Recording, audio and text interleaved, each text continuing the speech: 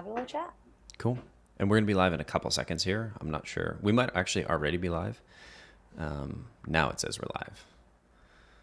Cool. Let's hop into the YouTubes and see what we can do.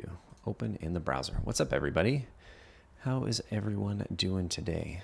I'm just pulling my things up, so give us a few minutes. Today we were talking about deliverability. We were talking about all the things that you need to do to make sure that your emails are making it into the inboxes that you intended them to get to. So bear with me a couple seconds while we get everything set up, but we are almost there, and I'll be with you very shortly. Well, I'm with you. I'm just, I'm just double checking that everything is working and is live. Awesome. What's up, everybody? Sandra, how are you doing today? Zinur, great to see you. Looks like the stream is up. We are healthy. So, welcome back to another live stream. My name's Colin, if you remember, and today I'm joined by one of the most famous people here at PR, Lavinia Hicks from our Outbound Lab series. This is, I think, Lavinia, you've got some of our, I'm looking over here like you're to my left, but Lavinia, you've got the record for some of our most, hey, Harshdeep, good to see you again. Some of the most viewed videos on our YouTube channel, and it's all the Outbound Lab stuff. And so today we're talking email deliverability. There are things that you need to be doing that you may not realize are killing your deliverability, and we're going to talk about a few of those today.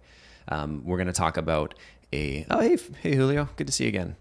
We're going to be talking about some of the frameworks, some of the things that we've tested. We're going to be going through some of our data and some things that we've confirmed, some things that we haven't confirmed, some things that I thought was going to work and that didn't work. Most importantly, because there might be a few of those, but we'll get into that a little bit later. Basically what I'm hoping to do here is we're going to talk a little bit about some of the frameworks, and then I'm really hoping we can get in and start working on and talking about any deliverability or sending issues you're having. Hey, Renee, good to see you again. So basically, this is going to be, we'll go as long as we need to help make sure that everybody gets the deliverability issues figured out. Because this is one of those things that I think it's only relevant when you have a problem, but when you have a problem, it's the most relevant thing in your life. Because if you can't send emails, all the other stuff that we teach you doesn't really matter. What's up, Julia from Mexico? I know how to pronounce names. How you doing? And so it's just one of those things that, like, it may not be a problem now. And so if you're watching, you're like, maybe this is helpful, maybe this is not helpful. There's probably a couple things at the end that we're going to get to that could be killing your deliverability score without you even realizing it. So hang around. If you're currently, let me know if you're currently an SDR sending, just type 1 in the chat if you're an SDR, or if you're currently sending prospecting emails to your customers. I'm going to pass it to Lavinia to say hello and tell us a little bit about what we're talking about today. What's up, Raymond? How you doing? Another Vancouver. Renee, 1-ish. I said 1. Come on. Cheeky chat today. About one. What's up, Zach? Yeah, hi all. So I'll be jumping in with Colin here. We tag teaming, talking about deliverability. Earlier on in my predictable revenue career, I was in the account strategist role, which is maintaining all our clients' campaigns. So deliverability was one of the big challenges that we came across kind of on a day-to-day basis. So you get a lot of insight from doing it and targeting lots of different customer segments, different personas, different industries, different styles of campaigns. And then it must have been the beginning of last year, beginning of 2019. We ran a few months of kind of experimental deliverability campaigns, kind of testing all these different characteristics of emails, be it like messaging or email domain setup, to really see if we could kind of put our finger more on what was making an impact. So yeah, we can bring that all together and hopefully help you guys out, get the emails through. Because yeah, like Colin was saying, there's so much you can do with your emails, and you spend so much time like building that list and writing the messaging and make sure you got the focus. But if it doesn't get there, then yeah, it's a tricky barrier to overcome for sure. I'm curious, before we jump in, and I know we got lots that we can talk about today, but what was one thing that sort of surprised you when we went through all this testing? That it changes almost on a weekly basis. I think it's something that you have to be aware of, and you have to constantly keep on top of. So even though we did these experiments like over a year ago, it's still something that you have to like check the health, understand what's going on, understand how it's changing. So it's definitely something, to Colin, to your point, oh, is it a problem you're seeing now? Oh, you don't think you're seeing it? Well, it could, next week, it could start impacting you, and the week after. So it's something you like constantly have to stay on top of and keep working on. And as long as you're aware, I think, of a lot of different factors, it becomes a lot less intimidating than just this big kind of deliverability issue. But as long as you're thoughtful and cognizant of all the different elements that you can change, you can definitely stay ahead of it and make sure that it doesn't like cripple any of your outreach. 100%. It was one of my favorite things is when we got Lavinia to take the helm, because like our evolution, obviously we started from predictable revenue, and predictable revenue, I think in the book said cold calling is dead. Never send an email, or never make a phone call again, something along those lines. And obviously, you've got to take a stance, and you need to be sort of, I don't know, you need to sell books. Aaron's words, not mine. And so obviously he didn't believe that cold calling was actually dead. But we started as a very email heavy firm. And if you don't know about PR, we came together. I came together with Aaron in 2014, and I built a little bit of a business around Aaron's methodology. And primarily we were booking meetings for our customers using email. So we were a very email heavy shop. And I remember in the good old days, you used to be able to send 100 emails and you'd get 10% response rates, as long as you had like decent copy and good targeting. And that was like fairly basic. You're not testing a bunch of things. You're not, there's like back in my day, are you trapped in your room and is there a crocodile in your office? Like that one still worked super effectively. And it bothered me when that one came out, because I'd been using something similar, but not quite as good. And I was like, a couple degrees away from something really awesome, but I always found it really, really effective. Anyway, back to my ramble about the context and like how we've experienced this and how we've lived this. We've gone through, like, we were almost 100% of our revenue was coming from email, booking, like meeting booking services. And so I remember in 2017, I want to say somewhere in there, like there was like, since we've been doing this, so about 8 years, there've been these like, you watch your deliverability rates or your response rates, and then they were slowly kind of trending downwards as more and more people caught on. Just if you look at across the board, and then all of a sudden there was a drop, and you're like, whoa, what happened? Right. And I remember the first drop was when SPF came in. And if you don't know what SPF stands for, that's okay. We'll talk about it a little bit later. But SPF came in, and all of a sudden, like, it didn't just tank. It was like it fell off a cliff.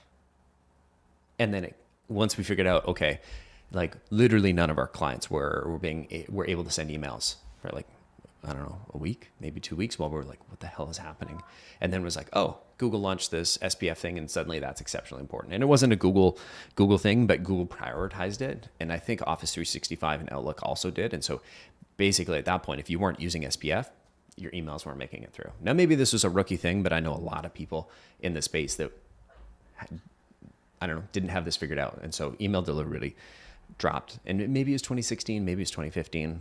I don't know. It's been, entrepreneur time is funny. There's no it's one continuum with very few sort of like little segments there to say like, this happened on this specific time. But anyway, SPF happened, and then we were good for like 6 to 9 months. And then there was sort of, it bounced back, and deliverability rates were great again. I was like, yes, we figured it out. And then, we had 6 good months, and then it tanked again. And it was like 1 week and everything tanked, and it was total Armageddon at predictable revenue. And that's when I want to say it was DKIM came out, and all of a sudden, and these are all good things. And I'm not saying this because I'm complaining, but it was just like, wow, email results literally fell off a cliff, and we were still sending emails, but nothing was making it through. And then the third time was when DMARC happened, and now there's some Hello, and there's all these different things. And you're like, well, what's important? What's not important? And so the journey, I'm hoping to share some of our experience, because I've seen, if you're sitting there as an SDR, and thinking like, oh man, my emails aren't going through. Like, imagine my seat, and like we're watching our business, and we've got 30 customers at the time, and all of a sudden all 30 customers can't send emails. this was I was very, very, very focused on this. Now we've since evolved, and we're like obviously multi-channel, and LinkedIn is big and multi-channel is big. So these ultimately kicked us in the pants and got us, to the multi-channel, arguably a little bit late to the game, but better late than never. But anyway, that was sort of my journey. And the reason why I'm on this rant is I was the deliverability guy here at Predictable Revenue. I was like team deliverability person. And when I realized that Lavinia was intelligent and wouldn't say no, I was like, you know what? I'm going to shovel all this on top of her.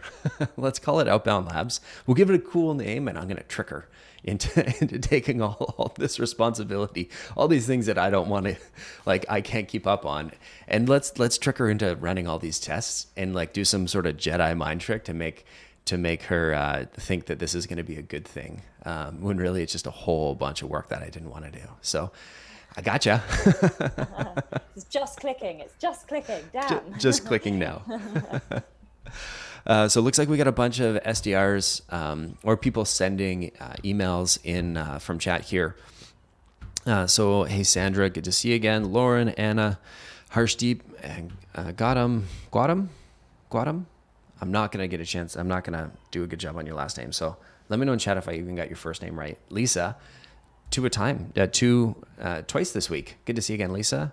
Alexei from Ukraine. All right. And Marisol is in chat. She'll be tracking down any links of anything that we need. And trust me, there will be links. There's lots of stuff. We've had a bunch of podcasts about this. You're not going to be able to pick it all up on this one podcast. My goal here is to present you with some of the high level stuff so that you understand the framework, and then share some links where you can go and read about it. And then if anybody's got issues, if you've got something that you're struggling with, throw it too in the chat. If you're like, hey, I'm not sure about my email deliverability, if I'm worried that something is broken, or if you're worried that, response rates or whatever, and you want us to have a look at something, throw it too in the chat, and we'll get you in touch with Marisol, and maybe we'll get you to jump into Zoom or share some of your sending email testing results. There's a couple services that we can use, but I'm going to pass it back to Lavinia, because it's not all hard tactical stuff. Guadam, I got it right. Yes, bonus points. It's not all the hard tactical stuff that you need somebody that knows what DNS stands for to set all this stuff up. There's so much that goes into it that's not just the tactical stuff. And this is the best part about getting Lavinia involved, is that I tend to go to the very technical things. I'm like, I know what DNS stands for. Although I'm totally drawing a blank on it right now. Domain name services, there it is. But we're not just talking about the technical stuff. We're talking about calls to action. We're talking about like how many people you should be targeting. We're going to be talking about sending volumes, and we're going to be talking about relevance factors. So if you don't know what that means, stay tuned. So Lavinia, I know we've talked a little bit about, I've kind of rambled a little bit, but talk to me about why you think we should all give a shit about deliverability. Can I say shit on this stream? I think I can. Is that cool? Nice. Cool if I swear? Chat, if you don't want me to swear, type shit into chat right now. Three's a magic number. There we go. All right, back to you, Lavinia. I think why is it so important? I think from a day-to-day point as well, like being in that account strategist role, how much time and effort goes into, okay, so looking at your client, understanding like what value props are going to resonate with what personas, and you go in and build those lists, and you clean those lists up, and you spend the time like really getting that messaging right, and you think of your whole cadence and your follow-ups and the timing, and you're thinking what subject line is going to be best. You set up your A/B tests, and then all this effort, and you click the send, and basically that's when it goes into this black hole. And like deliverability is what keeps it in that black hole as well, like not knowing if it goes through. So it's so important to think of like all the different things that you can like make sure that all that hard work that you're putting in to that campaign is going to pay off and actually get through. Because also I know we've done lots of A/B testing before, and we've changed some quite big value props or persona targeting, and then there's no difference and there's nothing there, and you do look at it and you kind of scratch your head a bit and you think these can't have hit at exactly the same rate. to like the exact same people with different kind of value props, and then we get nothing. And you know when you see it, right? You know when there's like nothing coming back from your campaigns, and you don't even get the no thank you, not now, or we're using another solution or something like that. That's when you kind of like, you have a few alarm bells thinking like, are they actually getting through, are they not? And then you're back to square one again, right? Because you have to start a new campaign and go through, and you don't really know if it worked to that list. Can I reach out to that list? Can I not? Did they receive it? Did they not? And it just makes everything a lot messier and just like a lot more complicated to try and handle. So yeah, I want to try and make the most of like the hard work that goes into that campaign building, because it's not easy. It's it takes a lot of consideration. And one of the main points we focused on with some of the Outbound Labs experiments was actually like the content of the emails. So there's a lot of, on like Colin's speciality side, it's really something like two polar opposites. Like I've seen the DKIM and the keys, that's not my specialty. My specialty is like what you put in the message, what you say, what you write. And we found that that has a huge impact as well. So there are some really simple things like having links in your signature that can hit deliverability if you have too many links in there. Using images or GIFs. It looks quite cool if you're kind of doing it on maybe like a one email at a time level, but if you're trying to send any kind of list, that just absolutely tanks deliverability like in a couple of minutes. So some really basic things there that are quite obvious. Like if you're putting like loads of images and like lots of links in, it's probably going to like hit a few like issues on the way. But there's some other more subtle elements that's actually in the text. So one of the experiments we did was before you jump into the experiment, yeah. I'm just curious, is anybody sending like how many links? And everybody's giving me approval to swear, or at least everybody. It's Raymond and Sandra and Fire and Woods just saying, hey, what's up from Edmonton? How you doing, bud? Good to see you again. Chat, let me know. Are you sending, how many links on average are you sending in your emails? And then let me know if you are sending images in your emails as well. And when I say images, I mean any image, anything that might even be in your signature that marketing has given you. So how many, yeah, Renee, emojis are only for subject lines. That's right. Somebody was here last week. And so, yeah, let me know. Are you sending images in your body, and how many links are you putting in your in the body of your emails? Anyway, Lavinia, I'll pass it back to you. That's good. And yeah, on the back of that as well, if you are using them, it would be great to hear if you've had any of those kind of moments where you're questioning yourself, like, has that stopped it going through? I'm not quite sure, but I'm curious if it has. But yeah, that'd be interesting to hear. On the context, I think the most interesting theory we tried when it came to looking at the actual content and what we wrote in emails was the message scramble. So there was an interview with one of the Google engineers, gosh, I think maybe like 18 months ago. And it was pretty insightful. Like normally, obviously, like what happens with deliverability, especially on the Google side of thing, like stays quite strictly kind of behind the iron wall. We don't really know what's going on in there. We can have our best guess and like test. But this was a chat with him, and he gave quite a good insight into the fact that Google can pick up on campaigns. So the idea of obviously that multiple cadence to like multiple different contacts in the same kind of spacing out. So we were like, okay, so how can we try and test it? And we were obviously there, and there quite a few of us, like Kenny, Jonathan, like really spearheaded this one, and we're going through kind of how can we basically try and trick Google, which I know. Kenny and I geeked out on this so hard. If you could measure, if there was like a bar graph of like the times that I was the most overconfident in something, this would have been like peak overconfidence. I was like, we have figured it out. Kenny, you and I and Jonathan, we're the smartest three people in the whole world. Like overconfidence. It was like I think there were the experiment in the end ended up being, I think it was just the initial, and there were 3 sentences in the initial. And the idea was like, if we have 10 variations of each sentence and kind of like mix up the combination of variations, we're going to have like over 1,000 different combinations. You know, that doesn't look like a campaign. It's completely different wording in each of them. We're not really sending out any 2 emails that are going to be the same. Not going to be able to spot this as a campaign. Nah, we'll be good. Fine. Absolutely fine. So we tried it with one of our clients, and we measured the positive result, the positive responses and the handoff rate. And on that measure, it looked like the one where we did the scramble, like completely outperformed the other ones. So we were like, great, yeah, we're onto something. We've got you, Google. We see you. We see you. I'm We so raise you. smart. I'm so smart. And then we so see that everyone's really excited. We started like repeating this experiment across different clients. And instead of just tracking the results, so how many meetings are booked, we actually looked at how long it took each of the domains to kind of hit deliverability issues. They're like, yeah, it's fine, we've got this. And across all of the additional experiments we did, they all hit spam at exactly the same time. And I think that was about 6 different emails across 2 different clients, several different campaigns, all of this Message Scramble, and yeah, no. And some of the history here. And so just to like lay out like the way that we ran the experiment, we were creating fresh domains. And what we wanted to measure was on a fresh domain that we did we warm them up? Yeah, we warmed them up all in exactly the same way. And what did our warm up process look like? So there was an element of increasing the reputation.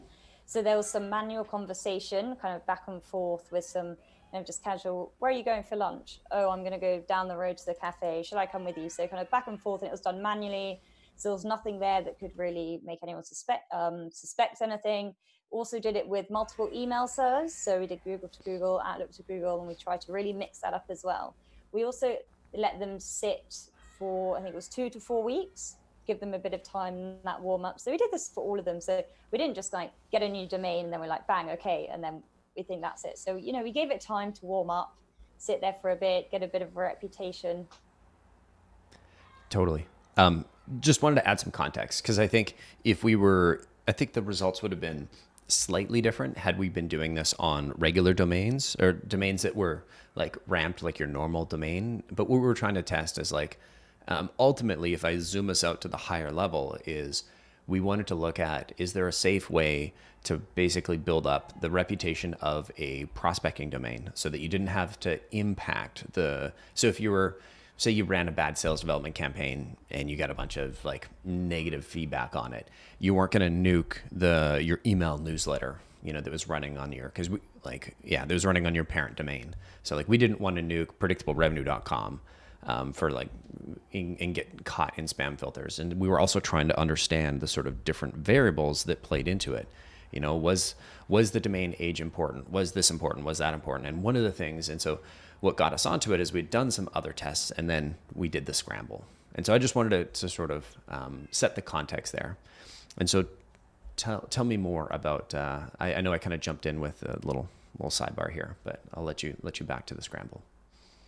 Yeah, in the scramble, when we repeated it again, we realized very quickly that whilst the booked meetings from the first experiment went well, and when we tried to validate that, we saw very little different, no significant difference in the amount of time the domains lasted.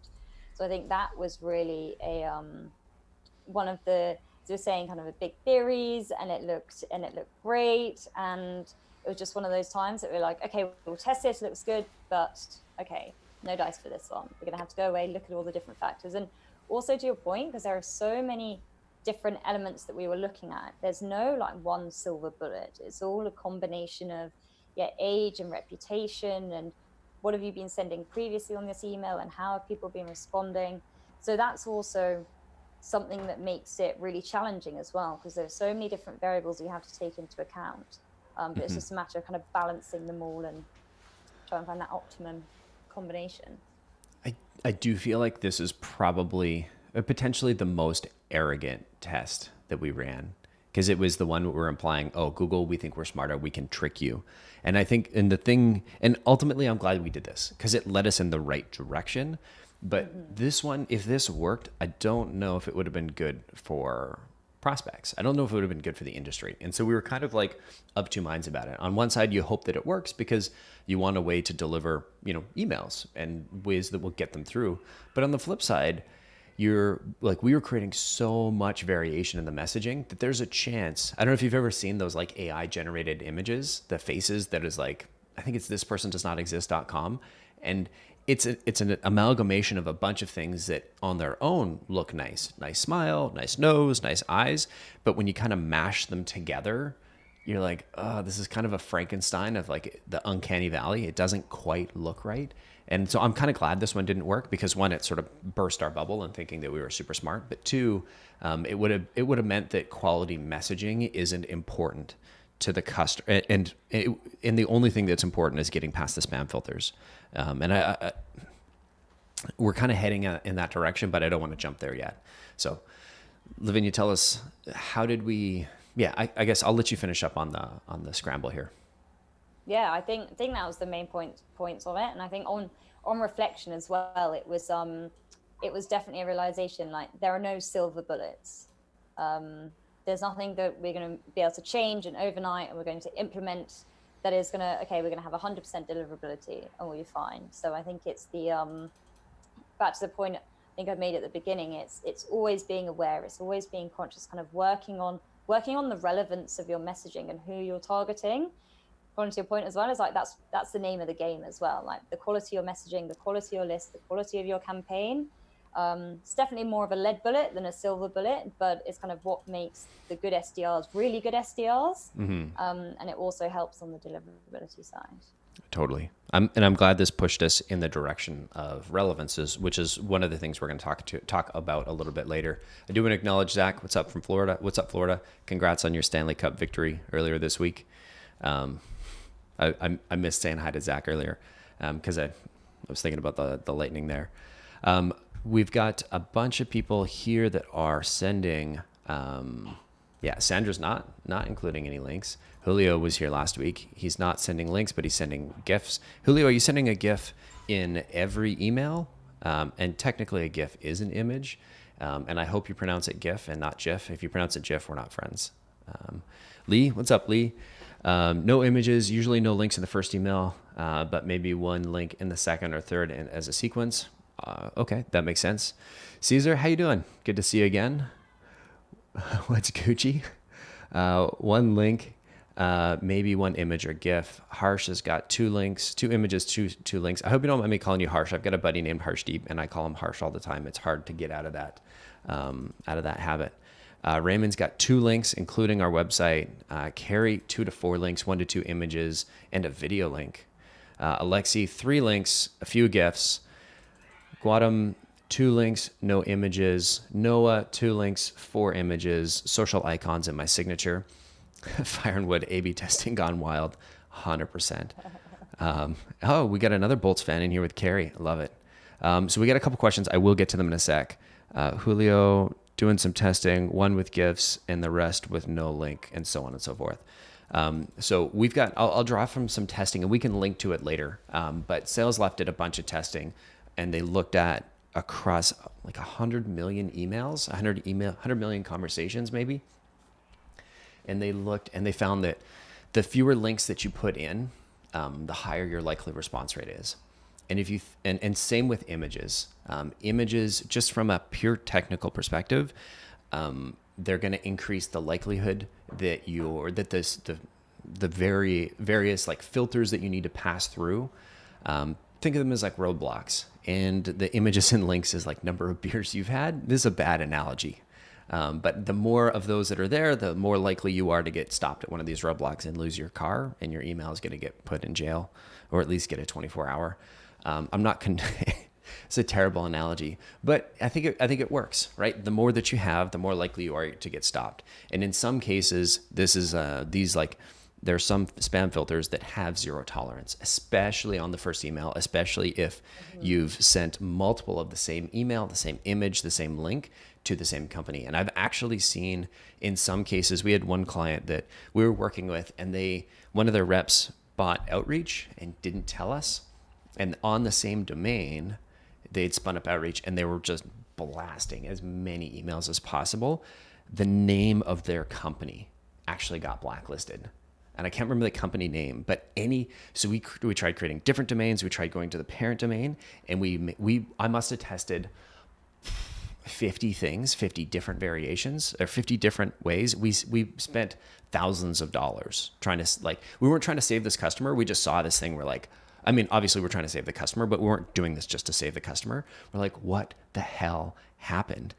And I mean, obviously there's no, like, definitively, but what we suspect, because we created like, we created domains that had nothing to do, that didn't reference their name, didn't reference their slogan.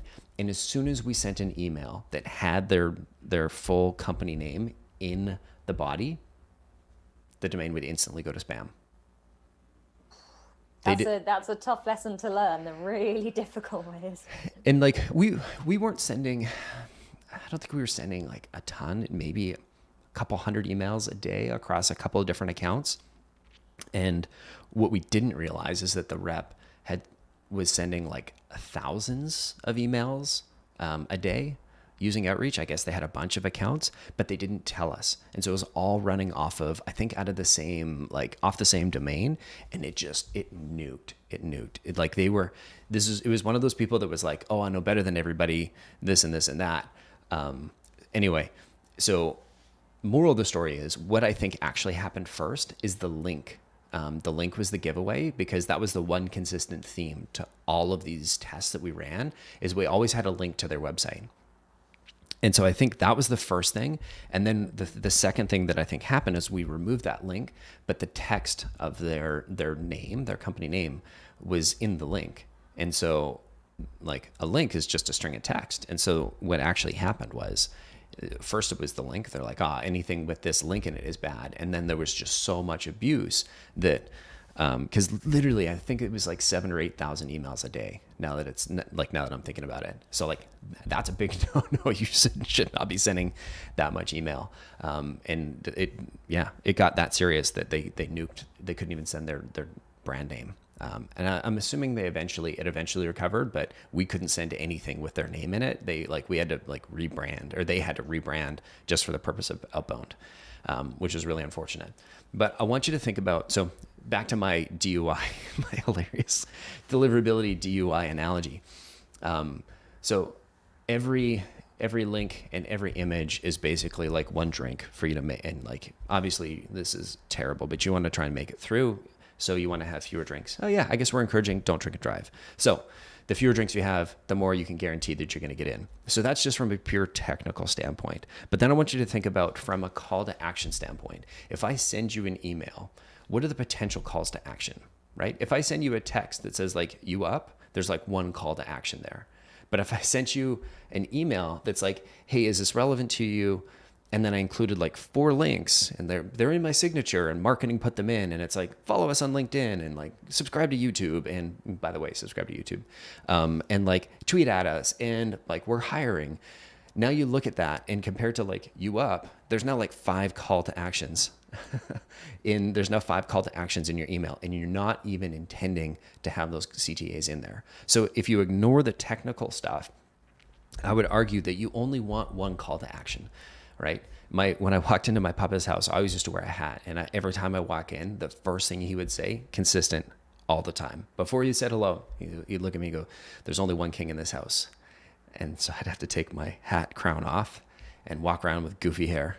And so I want you to remember that when you're writing your sales emails, there's only one king in this house. There's only one CTA here. And if it's a link, make that link prominent. And if it's a question, make that question prominent, right? Don't confuse the reader by giving them multiple outs. You want to make your email communication super crisp and clear. And the best way to do it is just to have one piece in there, one thing, one call to action. Yeah, definitely, especially with the initial, because I think it's a truth universally acknowledged. Social proof for outbound is how you do it. How do you get in social proof? You put a link to a case study. But obviously then it's such a touch and go if you put it in the initial. But like, there's nothing to stop you putting it in a follow-up. As soon as they respond, you're like in the door, they've accepted your email, they've kind of interacted with you. So from a deliverability standpoint, that you're kind of like, you're in, you should be fine there. And that's when you can like start sending links, or if you have blogs or white papers, attachments as well kind of fall into this category of like, be very careful if you attach anything to an initial. But yeah, once they reply, and to the point, if you just keep a really clear CTA, like, is this relevant to you? Does this interest you? They reply, bang, fine. Send those blogs, send those white papers, get all that relevance in there. But it's just this first email that you just have to be so cautious about. Mm-hmm. And I think I'm paraphrasing, and I definitely got the quote wrong, but the spirit of it is right. Is like constraints inspire creativity. And so if you apply these constraints to you, it forces you to think about how you structure your sequences or your cadences or your whatever you want to call them, your campaigns. And it forces you to take a really strong look at every word, image, and link that's in there. And so I want to go to Patrick had a question here. So Patrick has a 7-step email campaign with 3 variations on each touch. Out of curiosity, are we saying that you weren't saying that variation can negatively impact you? No, we're not saying that variation can negatively impact you. I think it's potentially a good thing. My comment was like if we go into, and I could maybe pull up the spreadsheet. It had like macros in it, and basically what we did, if you imagine the parts of an email, there's the intro, or there's the salutation, so hello, hi, hey, etc., first name, right? So let's call that one variable, and for that we wrote 10 different versions, right? Then we wrote an intro paragraph, or an intro line, right? And for each of the intro lines we wrote 10 variations. And then we had a body variation, or we had a body element, and for each of the bodies we wrote 10 variations.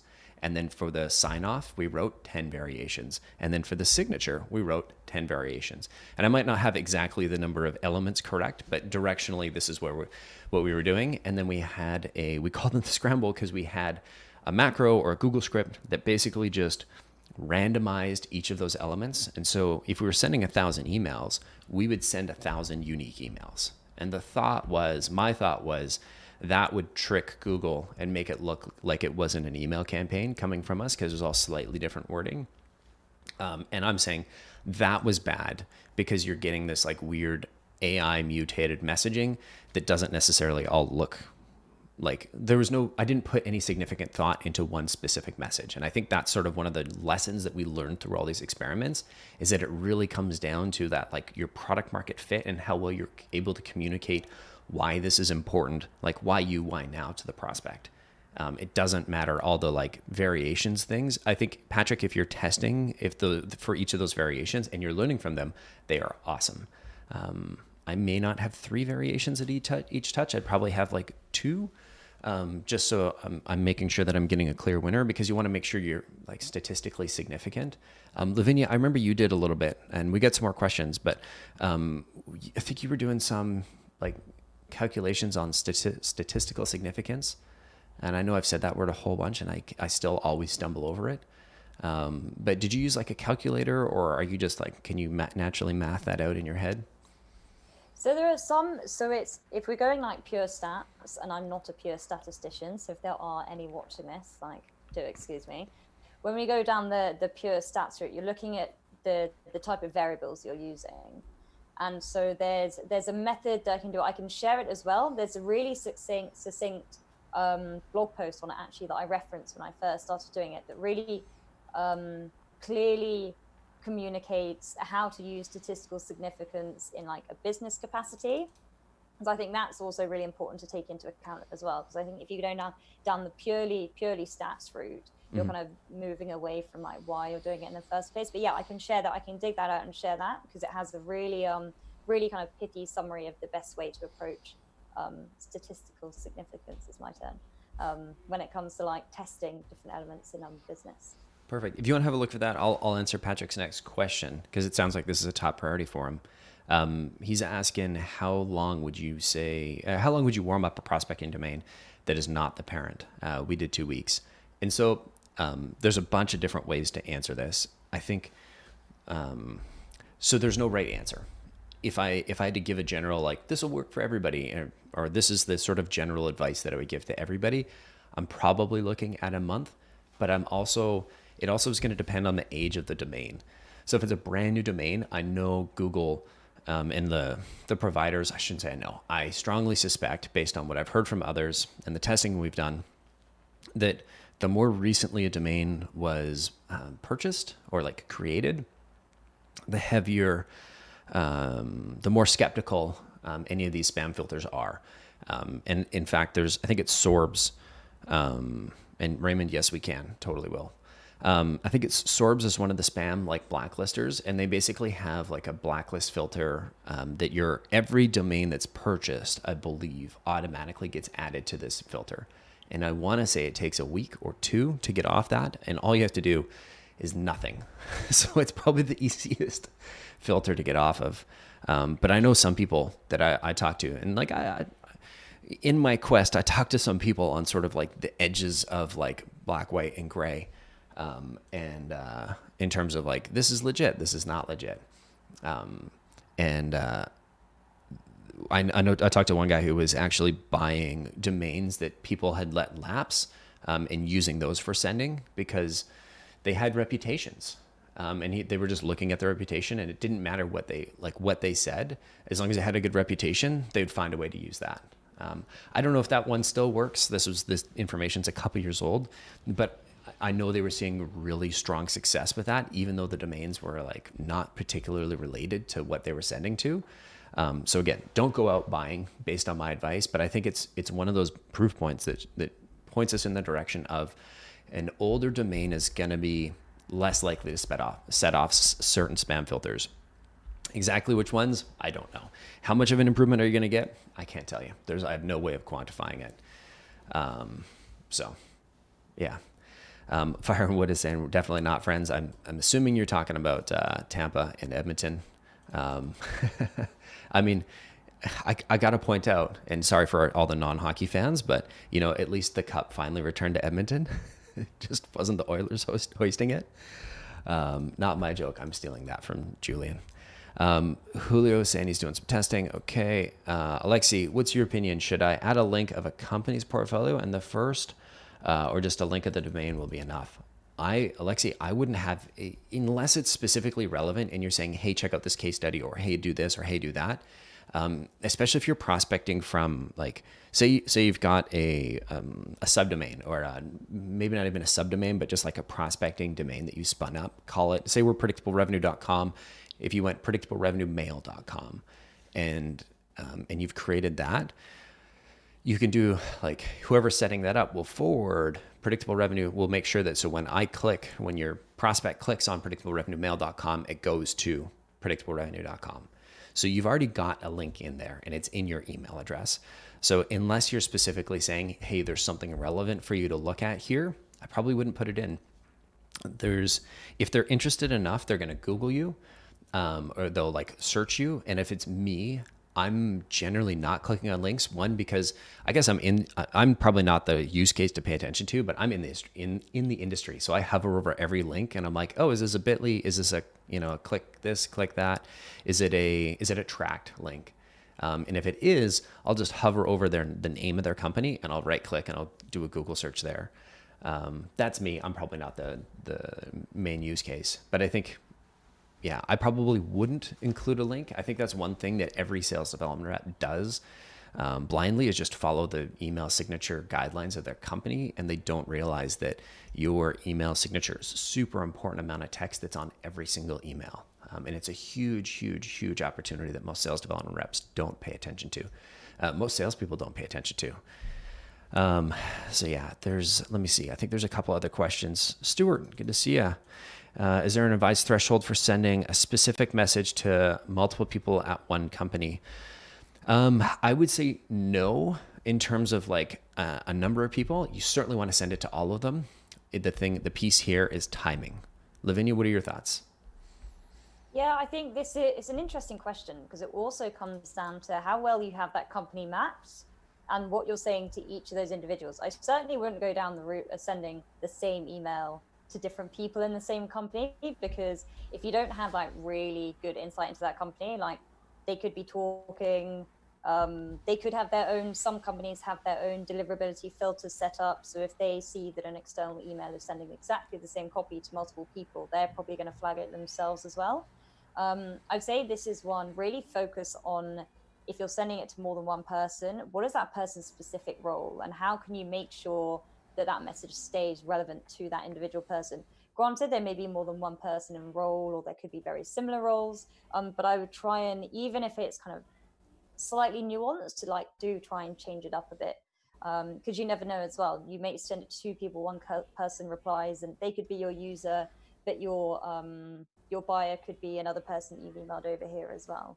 So I think it's like, yeah, that's definitely a delicate one, but I wouldn't say like don't send it to multiple people. Just be like conscious of it, of like who you're sending it to and what you're saying. Yeah, I'm going to disagree. I'd say 100% I would send, just to be, I'm going to play my jerk card because we got to get both sides of the argument here. I'd say don't listen to anything Lavinia says. She doesn't know what she's talking about. I would say you can definitely send them the same email. It's also going to depend on the company, right? I think what Lavinia's thinking is like, if you sent the same message to like me and Julian, our head of revenue, we're probably going to talk about it if it's relevant. Be like, oh, I heard from this thing. Oh, I heard from that too. And if you sent us the exact same email and we're talking, it's like, oh, they didn't really. It's a sign that you didn't put that much thought into it. Now, again, I'll stress, we're probably not your target market, right? Like we know a whole lot more about cold email and just sales development tactics than most people. So I doubt most people are gonna do that. But so my point is, sorry. Saying, yeah, from that point internally, we can spot it a mile away now. Whenever those marketing emails drop it in, you can spot it like, oh, this is definitely an A/B test. This is what they're trying. This is the tactics you're doing. But yeah, to the point, if someone's not like super in tune with that, it's probably not going to go down.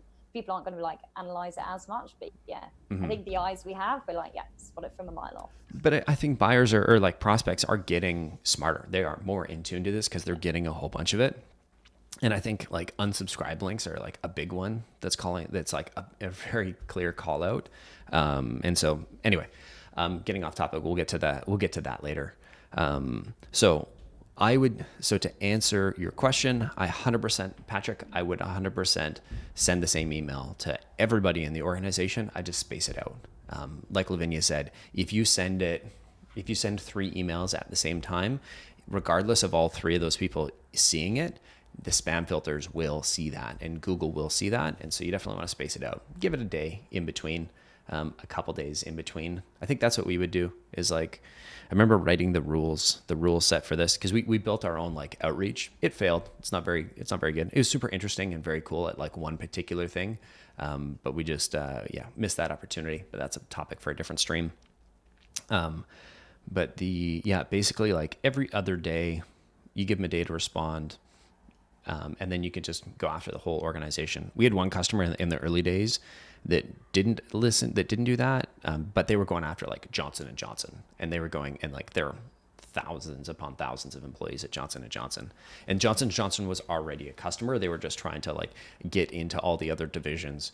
And I don't think we had everybody's contact information at Johnson & Johnson, but we had a percentage. We had like probably a double-digit percentage of contacts that worked at Johnson & Johnson at one point.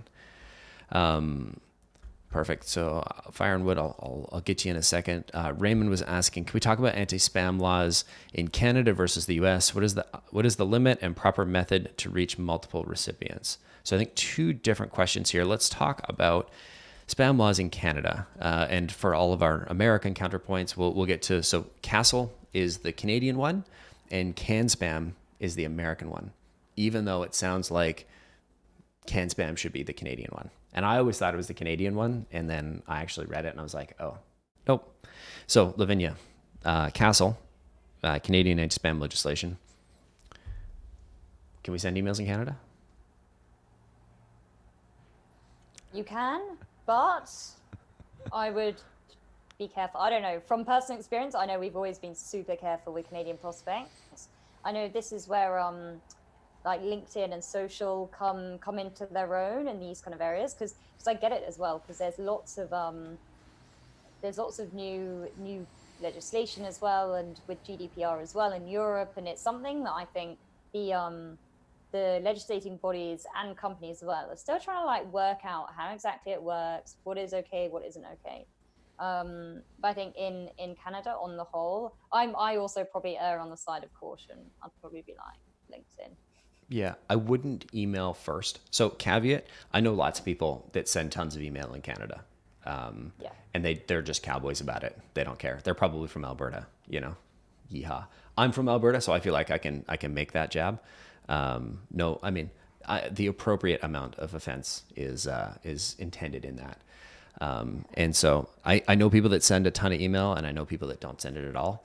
I know like Canada is going after like really large organizations that are sending email, like Plenty of Fish. I've seen them get nuked. I saw Rogers get nuked. And when I say nuked, I mean like they got hit with like a $500,000 fine. I don't know what the likelihood of them going after a small startup for sending a few prospecting emails. If it's essential to your business, it's essential to your business, and that's a risk you take, but it is a risk. If you ask me, as somebody that runs predictable revenue, we've got like 50 or some odd customers, and they ask, can we prospect into Canada using email? I absolutely say no. Unless you're doing a multi-touch campaign where you're connecting with them on LinkedIn first. Because I think if you've connected with them on LinkedIn first, there's sort of that implied consent, which is the piece of castle. It's not, it's not black and white in the legislation if that is or is not. And I haven't looked at it recently, so I could be out of touch. But if I was going to prospect in Canada, I would 100% start on LinkedIn. You might incorporate the phone. I know people that do phone first, get the email, and then throw that in. That's a pretty manual process. You can just I don't know. I'm a big fan of LinkedIn first, especially in Canada, for a bunch of different reasons. It looks like, so Fire and Wood, in terms of outreach, how do you use email for PR outreach? Are you talking about predictable revenue outreach or PR, guest blogs and podcasts? So man, we have like our marketing team, our rev team. Well, we call them the rev team because we started to see this sort of like blend, and we've got one leader that runs the whole team, sort of like the Sauron of like our revenue side. I hope he's not listening right now. But we 100% use sales development tactics for guest blogs, podcasts, webinars, etc. We have a lot of knowledge about sales development. And so for things like trying to get backlinks, blog posts, etc., we 100% do that, and do that quite effectively. I got a friend of mine, Andres, down in Merida and at Question Pro, and they have like a whole team they have like their inbound SDRs, they have their outbound SDRs, and then they have their marketing SDRs.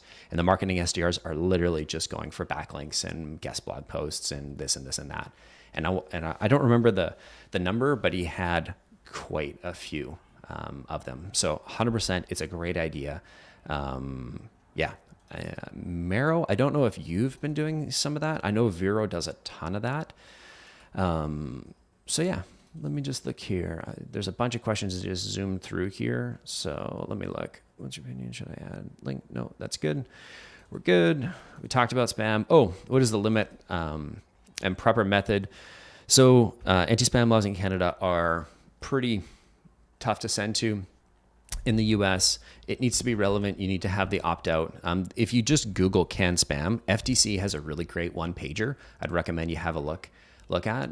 But to my knowledge, the last thing, and I'm not a lawyer, but the last time I looked at it, it's basically like, don't be deceptive. Make sure you include your address in there. Make sure there's a mechanism for them to unsubscribe within 30 days. And there's a few other things, but you can send cold email as long as it's relevant to them and as long as it's to their business address. I don't know much about emailing consumers. I imagine the regulations are a little bit different.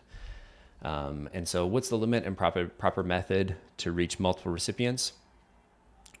So Raymond, I guess this is a follow on to that first question, or that last question. I'd probably just time it out, space it a couple of days. I think I maybe addressed that earlier. Fire and Wood, in terms of outreach, how do you use, we covered that one, depends on level of solicitation, 100%. They had if there's an email freely shared on the website, for sure. In Canada, if their email is posted on the website, I think it's called implied consent or something like that, and you can email them. They scaled that to a client database of 500x and had an unsubscribe rate of 3%. It can crush your reputation. If you are doing any of this list building, I highly, highly, highly recommend sanitizing it. Not the right word. When we pull the dead emails out, what are we using, Lavinia? I know you've done this recently.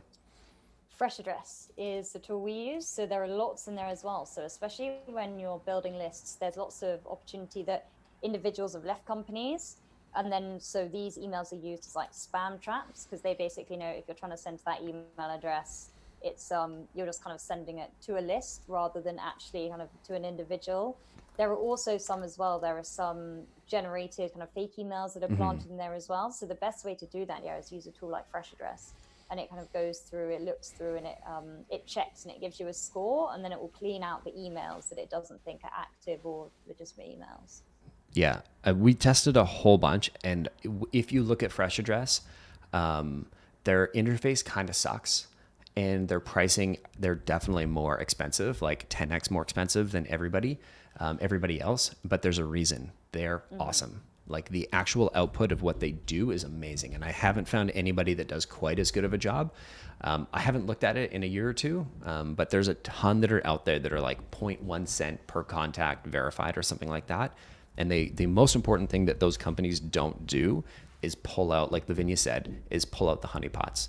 Somehow, I don't know how, Fresh Address is able to find those emails, those like dead emails that aren't alive anymore, and flags them as like spam traps, honeypots. And if you send an email to one of those right now, you are automatically on like 7 blacklists. So it's very important that if you're scraping your own data, even like we buy from ZoomInfo, and like we'll still Fresh Address that, like run it through Fresh Address just in case, because I think it's like maybe 1 cent or 2 cents per contact. It's not a huge amount. So on a list of 1,000, we're not talking about a lot of contacts or a lot of dollars here. Even in Canadian dollars, it's still not a lot.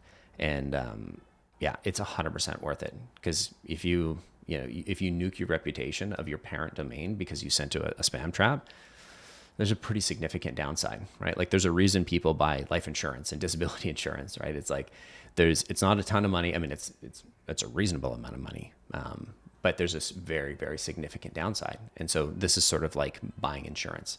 You want to spend a little bit more. You want good insurance, but in the event that you do end up getting one of those spam traps or honeypots on your list, you definitely want to make sure they get off. So let me think here. Did we get that? Great to see. So Stuart is working on a marketing cadence of 3 unpersonalized messages to 3 to 5 contacts per company. Sales follows up with a personalized message to those who click. Lavinia, thoughts? To click on what's the link to? Is it in that initial, sorry? I think they follow up to those who click in the initial unpersonalized marketing campaign. Interesting. That's an interesting approach. I wonder if, so I'm always on the, in the camp as well, that like links in that initial email, even if we go beyond like the technical side of things, if you send an email to someone cold and you don't have anything there, like asking them to click on a link, it's kind of like red flags for like 99% of email users, right? Yeah. Like if someone that I've never heard of is like, hey, click this link, I'm probably going to be like, I'm not clicking the link. Click here for 150% ROI on your Viagra subscription. $, exclamation mark link. That email is going to spam instantly. Before you even send it, your Gmail should be like, no, just don't. Yeah. And I think also, limiting the kind of the follow-ups, the people that click. I think also sometimes when people don't reply to the initial email, like all click, it's not necessarily because they're not interested, which is like the beauty of the follow-up as well, right? Sometimes it's you got them at the wrong time, or they're just about to go for lunch or into a meeting, or you're getting them at like 6 o'clock on a Friday. And so they're probably thinking about it, but it's not top of their priority. Just because they don't necessarily interact with that first email or like click on the link, definitely still like get at least 2 or 3 follow-ups in, because it could be that you get them at the right time next time and they're like, oh yeah, of course, this is something that looks interesting that I'm going to like pay attention to. So I think only following up to the people who click on the link, you're like restricting yourself. I think there's like following up to all of those, even if they don't put in the link, and take out the link. Totally. I think there's a good point to talk about like links specifically and like link tracking. I know, and so I'd ask Stuart, what tool are you using to send those messages? And specifically, I don't remember the exact name. I think it's CNAME.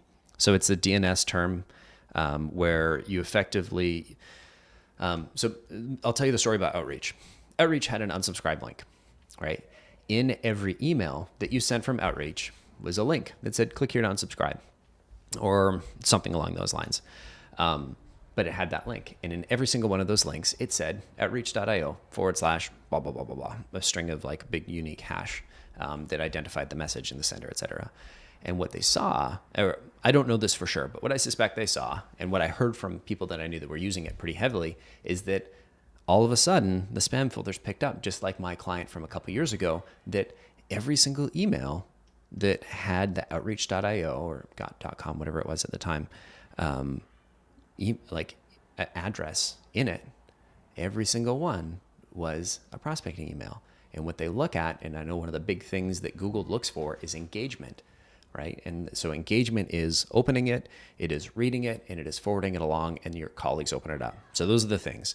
And then what they saw was categorically these emails compared to other emails.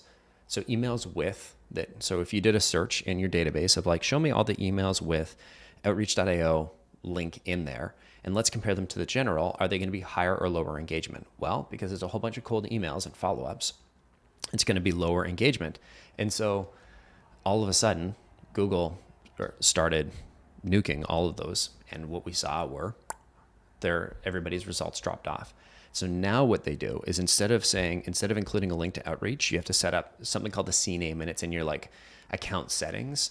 And it basically, it's a method for forwarding that link. And so what it'll do is say we're predictablerevenue.com. It'll be, instead of outreach.io / this, it'll be predictablerevenue.com something else, and then the hash. And so it basically masks that Outreach link so that you're not sending out an Outreach. And so Stuart is saying marketing uses Marketo, sales uses Zant. We have a small sales team, so need to be selective with personalized follow-up. Super interesting. I'm sure it's set up. I know you can do this in Marketo. I'm sure they have it set up, but just make sure that your link tracking is masked. I'm pretty sure it's like one of the default settings though, so I wouldn't be so worried about it with Marketo. But some of the other tools, definitely make sure you're not using like default unsubscribe or link tracking, because with the link tracking, it's the same as the unsubscribe link. It replaces a link, and like Bitly, I could rant about Bitly, but absolutely do not use Bitly. It'll just kill you. Lavinia, sorry if I'm taking away like a bunch of the things you planned on talking about. I just like got up on my huge rambly rant horse and like, I'm just going for a ride. No, it's good. It's all relevant. It's all the good stuff. Totally. And so these link trackers, so click tracking, link tracking, they are useful, especially if you're going to be using like that to prioritize. And like Stuart, are they opted in on the marketing side of things, and then you're using sales to follow up? Because I think that's a really great way of doing things. If they're cold contacts that you bought from a list, that's another interesting approach. I've certainly seen that. I love the sort of orchestration between the two teams. So I like it. I think I would run, if they're warm contacts that are already on your list, I think it's amazing. If it's cold contacts, I think it's a really great thing to try. And another thing that I would do to test, is this super relevant, is I would run a side by side and use a campaign where it's just your salespeople first saying like, hey, we're focusing on something like this. Is that relevant to you? Mero, maybe you can, if you're listening, hello, Mero, can you try and track down the podcast we did with Kenny? Because he's got some really good messaging examples in there, where we could where he talks about like how to build that, like, is this relevant messaging? And I'll pass it to Lavinia because I know you did a ton of work here. Yeah, I think this is another really good point about, it's kind of what you say is just as important as all the other elements. It's we also did a bit of test around that CTA. So I found there's always the very the obvious CTA to go for is when are you free to connect? When are you free for a call? This kind of stuff, which is like in an initial email to a cold contact, that's super forward. Like you're going straight in there, you're kind of like value prop, whatever you said in your messaging, when can we connect? And we wondered whether if we could make that CTA a bit more gentle, a bit more of an ask than a direct let's get on a call, that we could try and see if that would make a difference. And and so we tested side by side one campaign that had the classic, are you available on Thursday for a call, or the direct, when are you available for a call? And then we tested is this something that's relevant to you? Is this a problem you're feeling at the moment? Is this something that interests you, to try more to go down the validation route, saying, okay, I'm doing my cold outreach here. I genuinely want to know, did I get it right? Did I get my targeting right? Is this relevant to you? And it was interesting because we found on the emails where we went in with that more kind of indirect CTA, had a lot better performance when it came to deliverability. And so we were thinking about it, kind of why this could be, because obviously ultimately, as we're saying, there are so many different elements that impact deliverability. Like, we can only really come up with theories when we get these results. We can't put them down to just that CTA precisely, because there are so many different elements that we can't control for. We don't know what else is going on behind the scenes. But we were thinking that, okay, a big element of deliverability is like, how many people are hitting the spam button? And I think that's a huge one as well, right? We can do as many things as we want, take as many precautions as we want. But I think it was something silly like only 0.01% of the emails you send have to be marked as spam for your email to be to flagged and to go into and start only delivering into spam folders. So that's like a tiny percentage as well, especially if you're not sending many emails. So with this direct and indirect CTA, we're thinking, well, maybe going less down that kind of really, really straightforward ask, when are you free, without establishing relevance, was kind of putting people a bit more, putting their backs up a bit more. If you were going straight in, kind of assuming they're the right person, especially if they weren't, because there might be someone thinking, we all know, like, we've all sent cold emails. Some people are nice, some people are having a bad day. And, if you hit those people who are having a bad day at the wrong time, they open it and they think, this isn't relevant to me. Why do you want to get on a call? They're just going to go straight for that spam button, right? But even just being a bit more nuanced in the CTA, and just be like, essentially just being really human and being like, have I got this right? Can you confirm if I've got it right? And we had a lot more, even though they were negative responses, a lot more of people saying, no, sorry, this isn't in my remit. This isn't really a problem we feel. This isn't relevant to us because of XYZ. So even though it wasn't, yeah, sure, this is relevant, when can we talk? It gives us so much more information. So it gives information around, okay, maybe who might be the right person. It gave us a bit of insight into that company. They're not feeling this pain because, are they using XYZ competitor? Are they not following XYZ process? So even though it didn't necessarily book meetings, it gave us like a whole load of other value, just going kind of like changing up that CTA, and just remember, like, going down the route that you're speaking to humans as well. And just that ask, yeah, have I got it right? Is this relevant to you? Is this something you'd be interested in?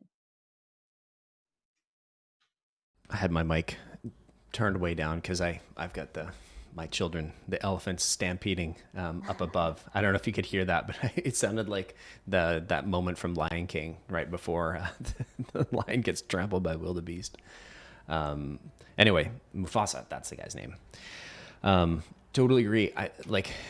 As I alluded to earlier, the journey with with the whole. I'm drawing a blank. The randomized experiment they were trying to run, like, really pushed us in the direction of, okay, if we can't trick the algorithm, really the answer is relevance. We got to give props to Kenny for this. This was sort of like, he did a lot of the number crunching and helping us run and design those experiments, but really pushed us in the direction of, is this relevant to you? And finding out, like, and that the only thing that matters for deliverability is the engagement rate. And the best way to get that is not including a bunch of links, is not going straight for booking the meeting, but is trying to understand, do your homework ahead of time and make sure you're emailing the right people, and then go in with a softer call to action, which is like, hey, we're working on something in this space. Is this relevant to you? That was I remember that being a huge game changer for us. Yeah, and it was huge, and it's one of those things as well. It comes back to it's not cool and it's not fun, but like, there are no silver bullets, they're lead bullets. And if you just overthink, like, okay, who am I talking to? How are they going to be receptive? And also this kind of works across different personas as well.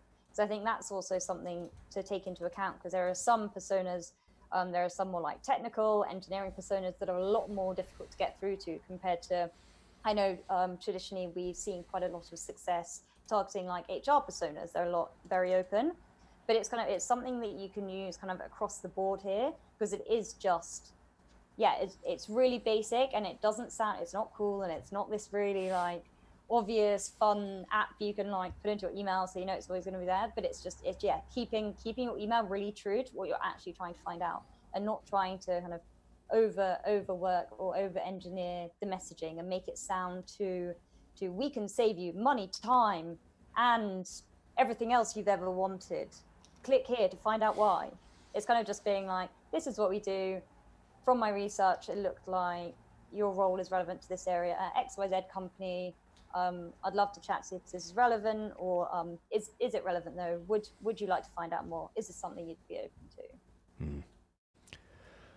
Totally. And I remember like that was the foundation for that question, like, is relevance more important than any of these tactics? That was really the foundation for how we built the outbound validation program, how we handled the first, like, it really changed how we look at clients when we first started working with a new client, in that we don't make the assumption that they know 100% like that who the right prospects are, even if they say they do. And so starting with softer messaging had a dramatic impact, because for the ones that it is relevant to, now they're saying yes, and now they're coming towards us, as opposed to sort of saying like, oh no, I'm not interested, right? If you're just asking, is this interesting, or is this something that you're working on? Is this something that you're stuck on?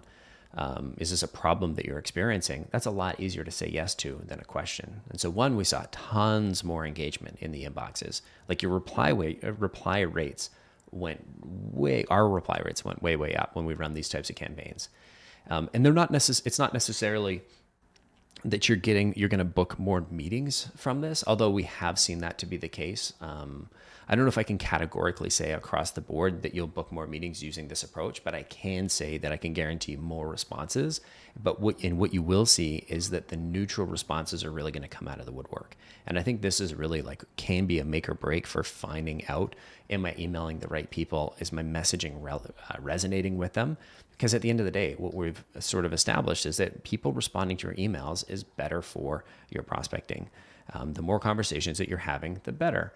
The more that people reply to you, the less likely you are to end up in spam filters and sort of fall off in your deliverability to fall off that cliff. So the only way to really do this is to get better. And so softer messaging, especially when you're new to a vertical, a customer segment, an industry, or even just a persona, is a really, really great way to start and learn so that you can help triangulate. And then once you're getting a really strong positive to sort of neutral negative ratio, then you can kind of maybe go for a stronger ask. But I still prefer in a lot of cases, and it's so contextual based on the types of campaigns you're running in your product and your industry that you're selling into. But I generally would prefer to start most of my sequences with softer messaging, and then work with the engagement that I get and try and convert that engagement into a meeting. So yeah, that's how I would look at it. Sachi in chat is asking, Lavinia, prospecting domain name, any suggestions? Should it be similar to the parent domain with a different top level domain?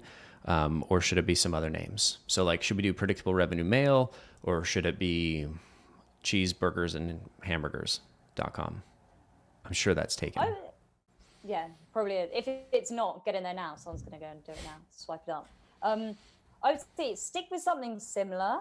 I think you don't want to go too different, because again, it's about those red flags, because everyone's really conscious of phishing scams and all kind of stuff that are coming through emails. If you go for some really kind of janky, funny looking version of, if we put predictable 1-2 revenue, all with funny case, uppercase, lowercase, and put something afterwards, someone looks at that, because that's also if you get a cold email, that's normally one of your first early indicators of, is this legitimate or not? So I would go with something similar, but doing something like company name mail, company name outreach, and just keeping it really straightforward normally works a treat as well. And there's loads of different combinations you can use there without having to get too funky with numbers or anything else. I'll translate there. Works a treat means it works well. In case you didn't understand. There was going to be something, wasn't there? There was going to be something. Yeah. So I just want to double check. And so if you've got a challenge, or if you're stuck on something, let us know in chat so we can get to it. I'm going to do just a bit of a checklist and make sure that we've gotten to everything. And I do have a note in here to remind you that we've got a super stream coming up. I can't tell you much more than that. We just started talking about it. It's going to be similar to Own Your Growth, and then it's going to be awesome. But we're really focusing on more engagement like this, more sessions where it's a couple of people that know what they're talking about, hopefully, and are trying to work with people in chat to solve their problems, as opposed to more like what I think would, like, I really loved our attendance and like the Own Your Growth conference was super fun. I think it was really awesome. But what we tried to do was we're like, okay, well, let's take a conference that you would have in person, and let's try and replicate that in the virtual world. And what we're trying to do with this next one is saying, okay, well, this is a virtual first conference. And so what should that look like? And if I look at like, what are the best elements of what we're doing in terms of like online with streaming and the virtual conference and the webinars and the podcast, the most fun part, and I think the times where we add the most value, and let me know if I'm accurate here. One, in chat if you agree with me, and two, if you think I'm a dummy.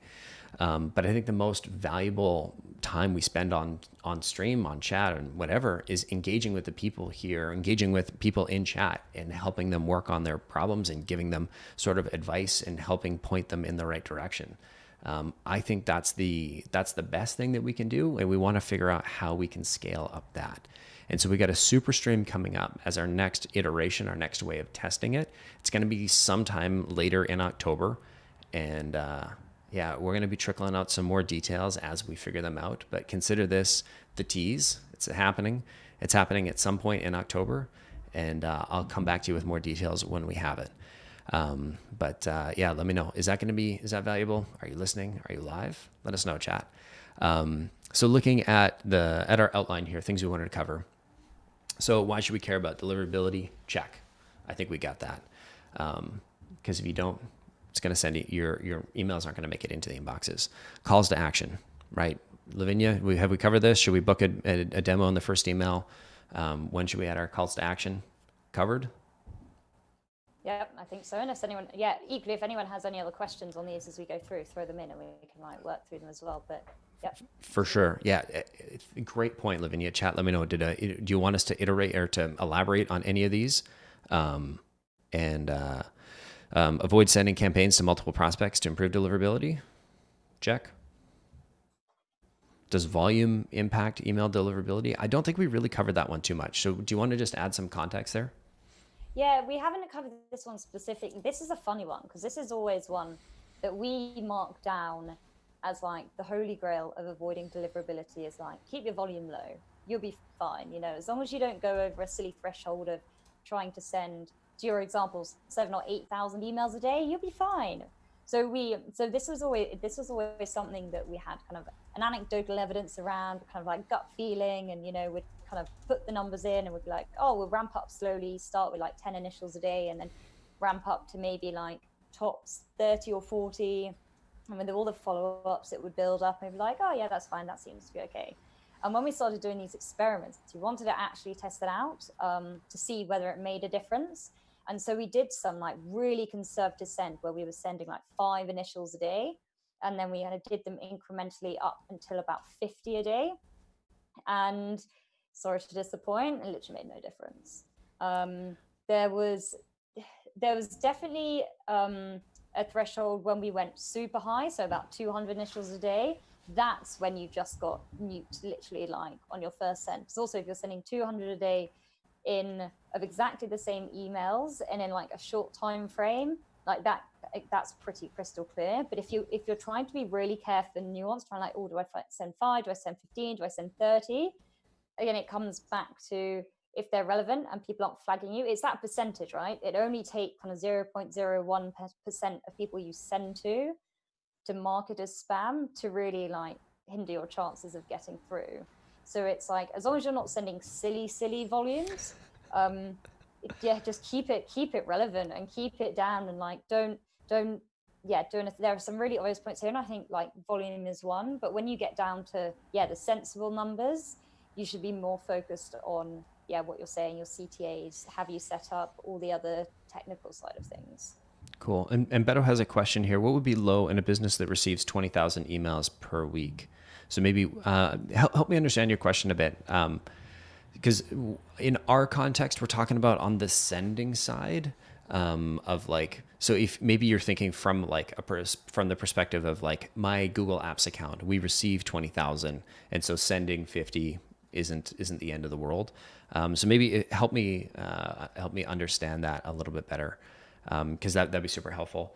What we're talking about, like where we've got some data is on the sending side. What we have seen, and maybe this is the question you're asking, is like, if I'm sending these emails into an organization, is it really going to be a big deal if they get 20,000 emails a week?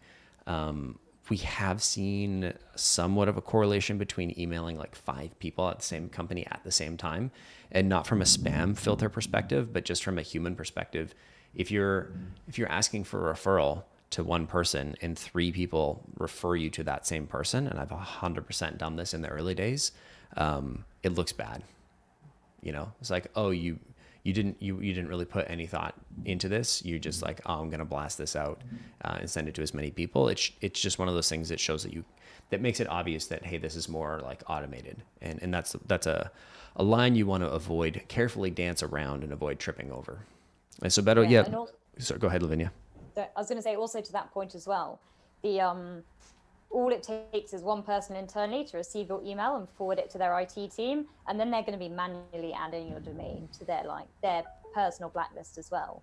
So it's that comes into it as well. Kind of, and if the IT team, if they get one, they might be like, okay, fine. But if they get 5 people forwarding them as the same email from the same person in like a 2 or 3 or even 5-day period, that's probably going to be like goodbye domain. Cool. Awesome. Yeah. So better let us know if there's if you can add some context, if we hopefully answer your question, or maybe we didn't. If we didn't, let us know. So volume, what's too many? 200 is definitely too many. And this is now, Lavinia, when you say 200, are you talking total send volume or total like new people that we're sending to?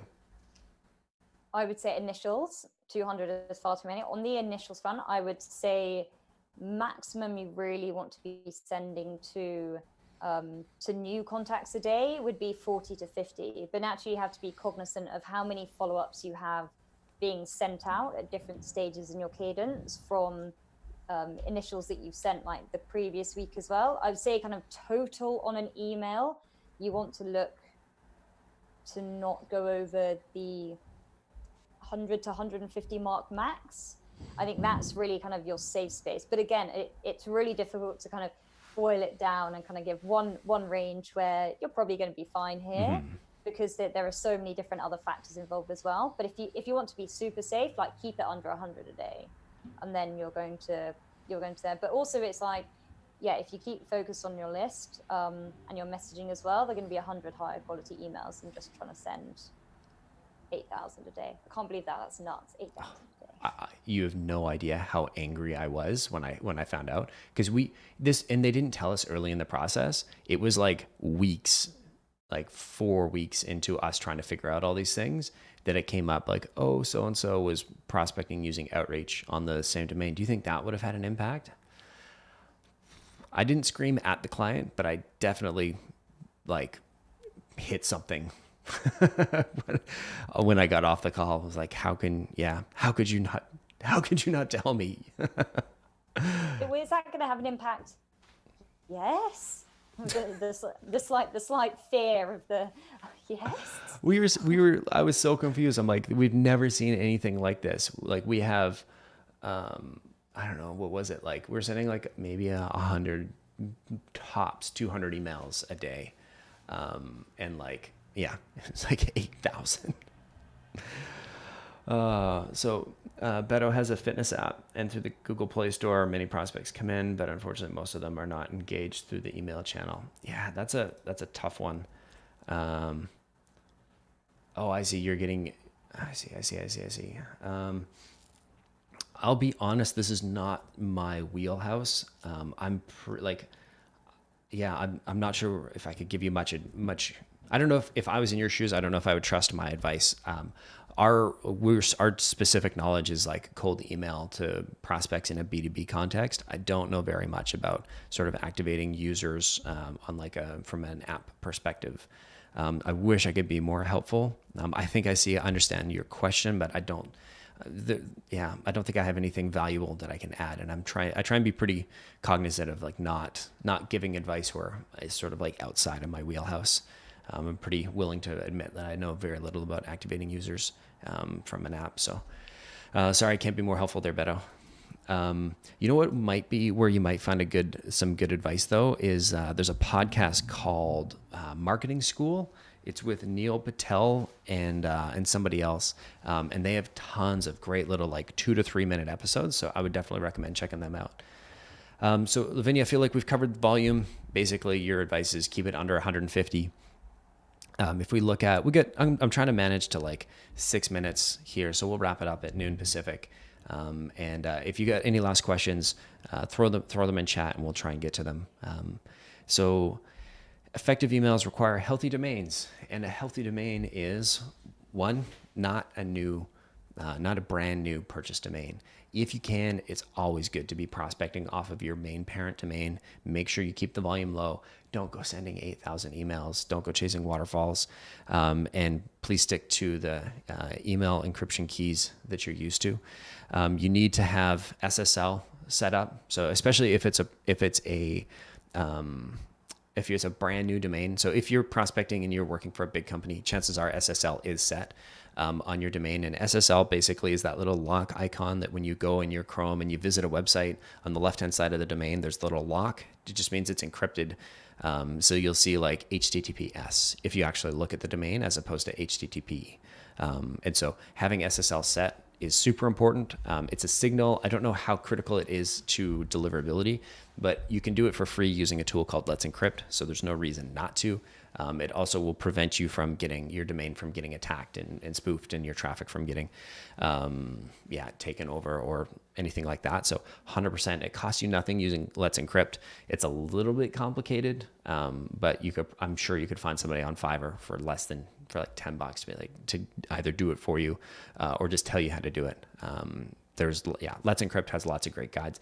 I've done it myself, but I always ask one of my engineer friends to give me a hand.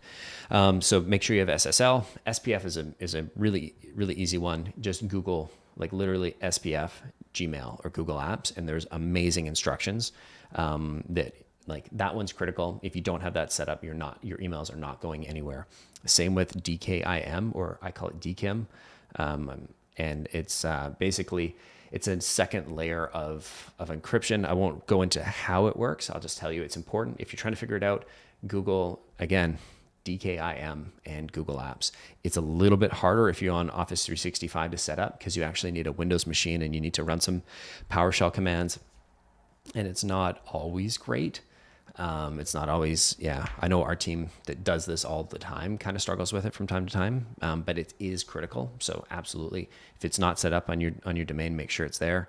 And then DMARC, DMARC, is more of a marketing one. And this is, you have to set like a policy decision. This basically, it sits on the domain, and it tells the email providers that what to do if an email from your domain comes out and it doesn't have SPF or DKIM enabled. I won't go into the details of how or what, why. Google has a really great guide on how to do it. This is actually one of the easier ones to set up. The thing you have to do is to make the decision of where I want to start. And I would always recommend starting with the most lax version of it. If you actually go in to set this up, I won't go into the details, but you can see like what the defaults are, and always start with like allow all kind of thing. But you need to have that published. And those are the big ones. There's a Hello, HELO. There's a bunch of others. There's always new things popping up. So this is definitely not be all end all. And there's one, starts with a B. Anyway, if you think you're struggling with your email deliverability and you're stuck, go to glockapps.com. They're not a sponsor. We use their product. It's great. You can run a spam test. I'll add the caveat that I think it's a great tool. It's directionally correct, just the way it does it. It takes your email, it syncs your email, or it gives you like 40 email addresses to email, and then you send an email to those, and then Glock reports back on where those landed. It is not always 100% accurate. I've had many times where it's told me that my emails are going into the Gmail spam filter or the Office 365 spam filter, and I've emailed my friend who's using Gmail or Google Apps or whatever, and it's gone to them. So take it with grains of salt.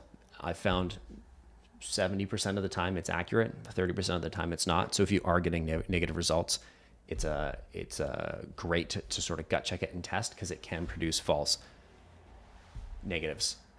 It's like, what, false positives, false negatives, whatever, however you want to look at it. Lavinia, you've spent a ton of time, probably more time than you were willing, thinking about deliverability and authentication. Any final advice, tips, thoughts for anybody that's listening and they're curious and they're either struggling with or looking for advice on how to improve their deliverability?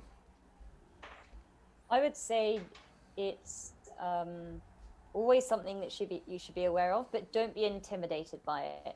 Kind of keep up to date with kind of what, like, live streams like this, perfect, you're here, and like keep up to date with this and other blogs that are being posted, and to your point, tools that are coming out. It's something that you need to be constantly aware of and how it's developing and how it's changing, but don't let it hamstring you when it comes to your campaigns and your outreach. Like, don't be like too overcautious, because that would be the worst thing if you're too worried about it, and then you kind of like all your campaigns suffer because of it. So keep that balance, and then I think you'll be like just fine. Be cognizant, but send those campaigns, do that great work, get those meetings. I think that would be closing remarks. Awesome. Well, Lavinia, thank you so much for joining us. This was awesome. Chat, thank you for hanging out. If you're watching this video and we didn't get to your question, throw it in the comments. And our great team, Marisol and Vero, watch those pretty regularly. And so if you've got a question, they will absolutely keep an eye on those, and they'll bubble them to myself or to everybody else so myself or Lavinia. So if we miss something and you need a hand, let us know. Thanks to all the regulars that showed up today and are still hanging out here. I can't see everybody, but I can see the ones in chat. Sandra, Stewart, Alexi, and Guadam. Harsh, good to see you again. Raymond, everybody that was hanging out. Thank you so much for joining us today. You're the reason that we keep doing this. You guys, you all make this fun for us to do, because it's so much better than just us standing up doing talking heads and talking to slides. It's way more fun for us when we can actually help and have an impact and help people test things out. And one of the things that we've been doing lately is like working on messaging. And one of the coolest things that I've seen so far is like we did this 5 weeks ago, and then we had one of our guests come back last week and report back on the messaging and all the improvements that they've seen. And we were able to like offer a couple more tweaks, and we'll check back in a month. So for me, like I feel like I've amassed all this sales development knowledge, and it's just fun to be able to share and know that it's not just useful or useless wasted information that I spent all this time accumulating. Caesar, thanks for hanging out, man. I know these streams are long. We've had some people say, hey, they're too long. There's a balance between like we can do real tight 30-minute presentations, but I think we lose the engagement. And so if we go a little bit longer, it's because we're trying to be, we're optimizing for the interaction with the people that are going to hang out here. And so if you're in chat, let us know. We're doing a good job. Can we be helpful? If you're watching the YouTube version or the recorded version, let us know in the comments. Is there anything that we missed? Is there anything that we could do a little bit better? We're always open for feedback. And my last ask is hit that subscribe button. And if you give us a thumbs up, if you thought this was a good and helpful video, if you thought it was a not a helpful video, if you thought we sucked, hit the subscribe button and then never watch one of our videos. And every time you see our video come through your chat or come through your feed, be like, I'm intentionally not going to look at this, because that actually negatively impacts our channel if you subscribe and then don't click the videos. So if you want to be really sneaky about it, hit that subscribe button and then never ever click on one of our videos. That'd be the super spiteful way to do things. Anyway, Marisol's going to throw a couple of, thank you for the reminder. In a couple hours here, I've got Julio, thanks for hanging out, man.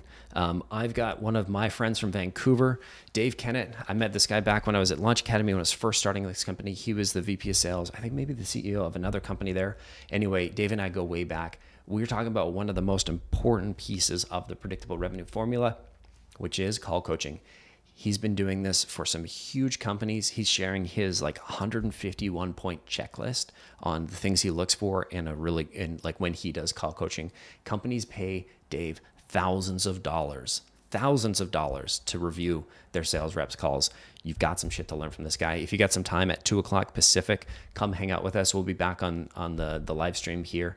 Just trying to do more things like this live to give everybody access. So if you want to ask questions, if you want a hand with anything, then go for it. This one is going to be a little bit more structured. It's geared. It's going to be for the podcast, but we're doing it live just to see if we can be helpful. Anyway, click subscribe. Remember, if you think we suck, click subscribe and never click on any of our videos. Thanks, everybody. We'll see you later. Thanks, Lavinia. Thanks. Bye. See ya.